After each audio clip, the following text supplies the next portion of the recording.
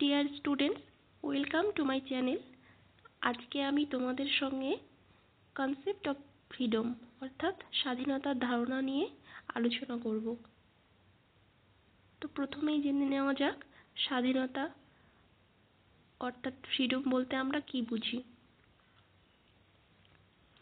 তো চলো শুরু করা যাক। স্বাধীনতা একটি বিস্তৃত এবং গভীর অর্থবহ ধারণা, যা ব্যক্তিগত, সামাজিক, রাজনৈতিক ও অর্থনৈতিক দৃষ্টিকোণ থেকে বিবেচনা করা যেতে পারে।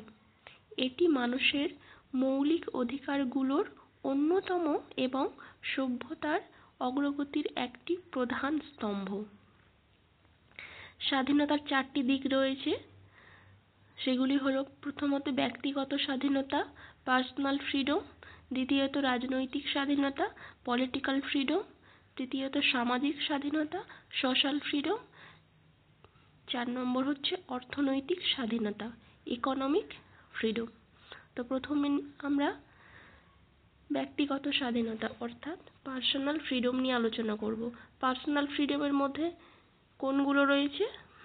প্রথমত নিজের ইচ্ছে মতো জীবনযাপন করার অধিকার, দ্বিতীয়ত মত প্রকাশের স্বাধীনতা, পছন্দ মতো শিক্ষা গ্রহণ এবং কর্মসংস্থানের স্বাধীনতা।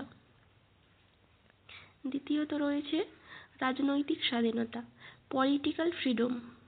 2 নম্বর পয়েন্টে রয়েছে পলিটিক্যাল ফ্রিডম। তো রাজনৈতিক স্বাধীনতার মধ্যে কোনগুলো অন্তর্ভুক্ত দেখে নেওয়া যাক। প্রথমত গণতান্ত্রিক পরিবেশে নিজের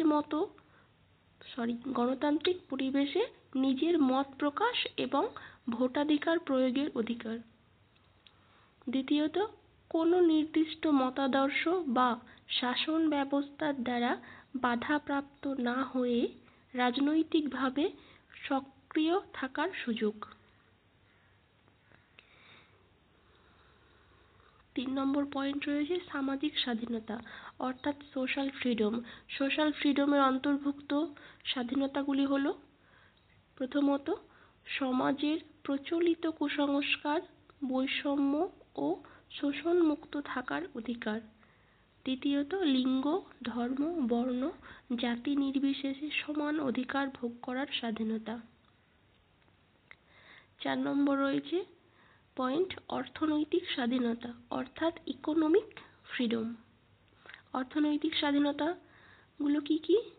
প্রথমত অর্থনৈতিকভাবে স্বনির্ভর হওয়ার সুযোগ, দ্বিতীয়ত নিজের সম্পত্তি অর্জন, ব্যবসা বাণিজ্য করার অধিকার এবং শোষণমুক্ত জীবনের নিশ্চয়তা।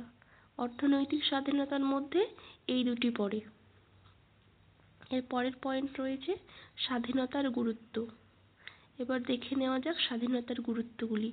স্বাধীনতা মানব জীবনের মূল ভিত্তি। এটি মানুষের সৃজনশীলতা ও চিন্তার স্বাধীনতা নিশ্চিত করে, যা ব্যক্তি ও সমাজের সার্বিক উন্নয়নে সহায়ক ভূমিকা রাখে। তবে স্বাধীনতার সাথে দায়িত্ববোধও জড়িত। নিজের স্বাধীনতা উপভোগ করার পাশাপাশি অন্যের স্বাধীনতাকে সম্মান করা গুরুত্বপূর্ণ। এরপরে রয়েছে উপসংহার। উপসংহারটা দেখে নেওয়া যাক। স্বাধীনতা কেবল ব্যক্তিগত অধিকার নয়, বরং এটি একটি সমাজ ও রাষ্ট্রের সুস্থ বিকাশের জন্য অপরিহার্য। প্রকৃত স্বাধীনতা তখনই অর্জিত হয় যখন এটি ন্যায় বিচার, সাম্য ও মানবাধিকারের সাথে সমন্বিত হয়। তো এই ছিল আজকের 5 মার্কসের জন্য কনসেপ্ট অফ ফ্রিডম।